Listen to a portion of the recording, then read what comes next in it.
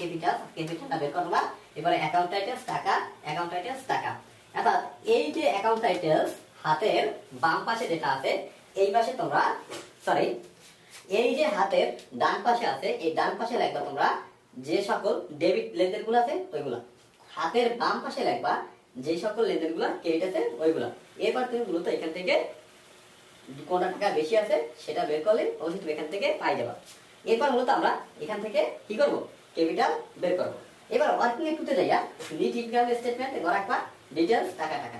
এখানে তোমার NEET income মানে কি ডেলিভারি সার্ভিস রেভিনিউ, অর্থাৎ মোট যে বা নিট আয় যেটা দেওয়া আছে ওই আয়টা আমরা সরাসরি লিখবো।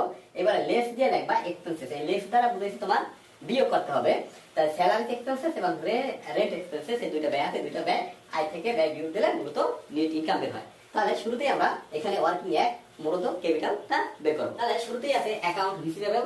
অ্যাকাউন্ট রিসিভেবল টাকা আছে 900।